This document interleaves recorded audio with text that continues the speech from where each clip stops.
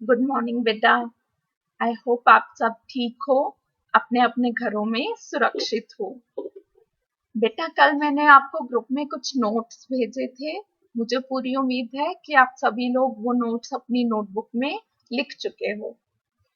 जैसे मैं आज आपको समाज मनोविज्ञान के सिलेबस में से पहला टॉपिक करवाऊंगी, तो आप वो नोट्स अपने पास रख कर बैठिए, जिससे कि आपको मदद मिले समझने में। तो आइए शुरू करते हैं। जैसे कि मैं आपको बता चुकी हूँ, थर्ड सेमेस्टर का सिलेबस है आपका समाज मनोविज्ञान या सोशल साइकोलॉजी के ऊपर। तो सोशल साइकोलॉजी का बेटा अर्थ क्या है, मतलब क्या है समाज मनोविज्ञान का, आइए समझते हैं। सबसे पहले हम इसकी डेफिनेशन डिस्कस करेंगे। मैं आपको कुछ शीट्स दिखाऊंगी साथ साथ।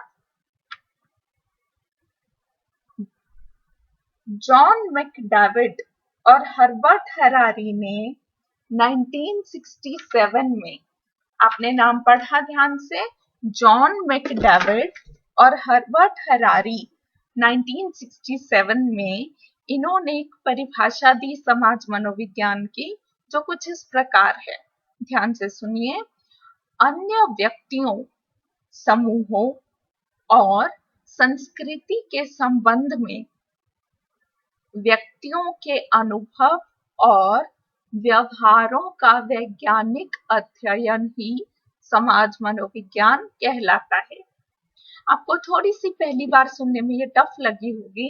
मैं आपको बहुत ही सिंपल वर्ड्स में एक्सप्लेन कर देती हूँ, और फिर हम वापस घूमकर इस डेफिनेशन का मतलब समझेंगे, तब आपको ये आसान लगेगी। बहुत सारी शाखाएं हैं मनोविज्ञान की। साइकोलॉजी की बहुत सारी ब्रांचेस हैं, शाखाएं हैं। उन्हीं में से एक है समाज मनोविज्ञान। जब हमने मनोविज्ञान की परिभाषा पढ़ी थी फर्स्ट सेम में, तो हमने समझा था कि व्यक्तियों के व्यवहार का अध्ययन ही सामान्य मनोविज्ञान या मनोविज्ञान है। जब उसी व्यक्ति के व्यवहार का अध्ययन हम ज्यादा सामाजिक परिस्थिति में करते हैं, तो वो समाज मनोविज्ञान कहलाता है। सामान्य मनोविज्ञान यानी जनरल साइकोलॉजी का मतलब है कि आम सी परिस्थिति में व्यक्ति का व्यवहार कैसा है। परंतु जब परिस्थिति ज्यादा सामाजिक हो जाती है, जिसमें एक, दो या ज्यादा लोग मौजूद होते हैं, खासकर दो से ज्यादा लोग मौजूद होते हैं, तो उसमें जब हम व्यक्ति के व्यवहार का अध्ययन करते हैं, वो समाज मनोविज्ञान कहलाता है। आइए हम अब डेफिनेशन एक बार फिर से पढ़ते हैं। अन्य व्यक्तियों, समूहों और संस्कृति के संबंध में व्यक्तियों के अनुभव और व्यवहार का अध्ययन ही समाज मनोविज्ञान है। ये आपने लिखी भी हुई है डेफिनेशन अपनी नोटबुक में, जो कल मैंने नोट्स भेजे थे। इसमें आप अगर ध्यान से देखें बेटा, पहली लाइन में हमने ये लिखा है कि अन्य व्यक्तियों, समूहों और संस्कृति के संबंध में। व्यक्ति यानी सिंगल पर्सन, समूह यानी दो या उससे ज्यादा लोग, और एक पूरी संस्कृति यानी बहुत सारे लोगों का, बहुत सारे समूहों का एक पूरा कल्चर या पूरी संस्कृति। तो इन तीनों के संबंध में जब हम किसी व्यक्ति के अनुभव और उसके व्यवहार का वैज्ञानिक अध्ययन करते हैं, तो वो समाज मनोविज्ञान कहलाता है। कितने तरह की अंतःक्रिया हो सकती है, ये कितनी तरह की बातचीत हो सकती है, ये समझते हैं। ये देखिए बेटा, व्यक्ति की अंतःक्रिया या बातचीत जो है, व्यक्ति के साथ हो सकती है, पर्सन टू पर्सन। दूसरा होता है व्यक्ति की बातचीत समूह के साथ हो सकती है, और व्यक्ति पूरी संस्कृति के साथ भी इंटरैक्ट करता है। उसकी जो अंतःक्रिया है वह पूरी संस्कृति के साथ भी होती है। तो ये हमने देखा कि तीन तरह की आपस की अंतःक्रियाएं हैं। अंतःक्रिया का मतलब होता है बेटा बातचीत, इंटरैक्शन, कम्युनिकेशन। तो व्यक्ति एक व्यक्ति के साथ बात करता है और दूसरा व्यक्ति फिर उससे बात करता है। एक व्यक्ति पूरे समूह से बात करता है और समूह उसके व्यवहार को प्रभावित करता है। जैसे मैं जब आपको पूरी क्लास को कुछ बात कह रही हूँ, तो एक व्यक्ति यानी मैं एक पूरे समूह से इंटरैक्ट कर रहा है, और जब पूरी क्लास का व्यवहार मेरे व्यवहार को प्रभावित करता है, तो समूह व्यक्ति के साथ इंटरैक्ट कर रहा है। ये था दूसरा। तीसरा क्या था? व्यक्ति और संस्कृति। जैसे हम कई बार बड़ी बड़ी हस्तियों के बारे में सुनते हैं, जैसे स्वामी विवेकानंद, इन्होंने एक पूरी संस्कृति पर अपनी छाप छोड़ी और उनका व्यवहार भी उस संस्कृति से प्रभावित रहा। तो इसको हम कह देते हैं व्यक्ति और संस्कृति के बीच में अंतःक्रिया। ये सारी जो अंतःक्रिया है बेटा, ये हिस्सा बनती है समाज मनोविज्ञान का। और जो अंतःक्रिया है ये दो तरह की हो सकती है। पहली है आमने सामने की अंतःक्रिया, जैसे दो व्यक्ति बैठे हैं आमने सामने और आपस में बातचीत कर रहे हैं। इसमें शारीरिक उपस्थिति अनिवार्य है, कंपल्सरी है। इसे कहते हैं आमने सामने की अंतःक्रिया। और दूसरे तरह की अंतःक्रिया होती है प्रतीकात्मक अंतःक्रिया।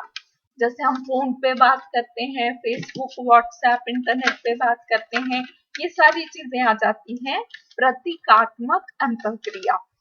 इसमें शारीरिक उपस्थिति अनिवार्य नहीं है, प्रतीकों के माध्यम से हम बातचीत कर सकते हैं। बेटा मैं बार बार घूमकर डेफिनेशन पे आऊंगी, क्योंकि मैं चाहती हूँ आप लोग डेफिनेशन अच्छे से लर्न भी करें और अच्छे से समझ भी लें। तो आइए एक बार फिर से हम डेफिनेशन पढ़ते हैं। ये डेफिनेशन दी है जॉन मैकडेविड और हर्बर्ट हरारी ने 1967 में। अन्य व्यक्तियों, समूहों और संस्कृति के संबंध में व्यक्तियों के व्यवहार और अनुभव का वैज्ञानिक अध्ययन ही समाज मनोविज्ञान कहलाता है। इस डेफिनेशन का पहला पार्ट तो बेटा हमने समझ लिया कि व्यक्ति, समूहों और संस्कृति की आपस में अंतःक्रिया रहती है। अब ये जो दूसरा हिस्सा है कि इन तीनों के संबंध में व्यक्तियों के अनुभव और व्यवहार का वैज्ञानिक अध्ययन, तो ये क्या चीज है अनुभव और व्यवहार? अगर आपको याद हो, हमने फर्स्ट सेम में पढ़ा था कि हमारा जो व्यवहार है आंतरिक भी हो सकता है, बाह्य भी हो सकता है। तो हमारा जो अनुभव होता है वो आंतरिक होता है, जिसमें हमारी सोच, हमारी कल्पना, हमारी भावनाएं, हमारी समझ, सूझबूझ, ये सारी चीजें आंतरिक व्यवहार में आ जाती हैं, जिसे अनुभव कहा जाता है। और इसी का दूसरा पहलू है बाह्य व्यवहार, जिसमें हमारे एक्शंस आ जाते हैं, हमारी क्रियाएं आ जाती हैं। तो इन दोनों का वैज्ञानिक अध्ययन समाज मनोविज्ञान में किया जाता है। अन्य व्यक्तियों, समूहों और संस्कृति के संबंध में व्यक्तियों के अनुभव और व्यवहार का वैज्ञानिक अध्ययन समाज मनोविज्ञान कहलाता है। तो यहाँ पर हमने समझ लिया कि अनुभव और व्यवहार का क्या मतलब है। तीसरी बात इसमें समझने वाली ये है बेटा कि जो सामाजिक उद्दीपक परिस्थितियां होती हैं, सामाजिक उद्दीपक परिस्थितियां, वो हमारी आम परिस्थितियों से अलग होती हैं। ये मैं आपको एक एग्जांपल देके एक्सप्लेन करना चाहूंगी।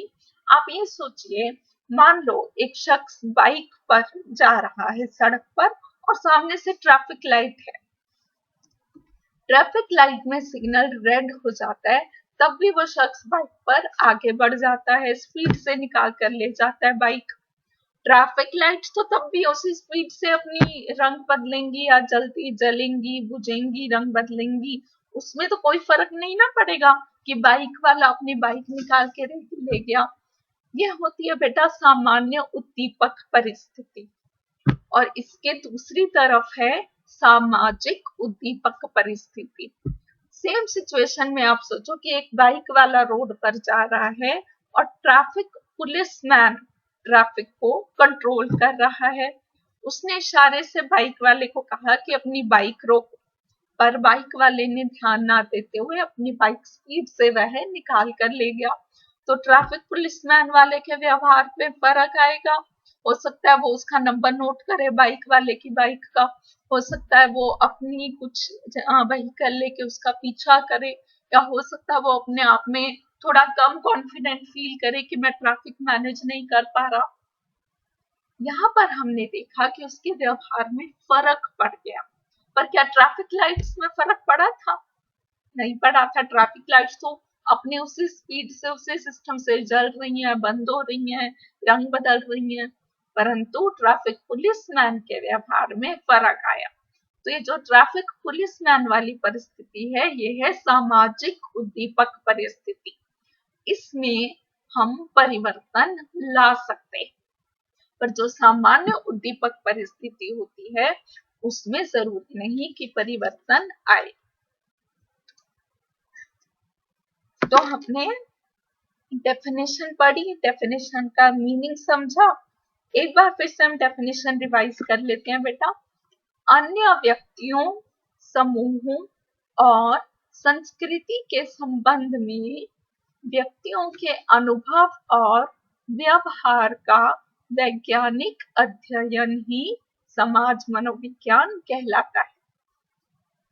इस डेफिनेशन का आम सी भाषा में मतलब ये है कि ज्यादा सामाजिक परिस्थितियों में एक व्यक्ति का व्यवहार कैसा होता है।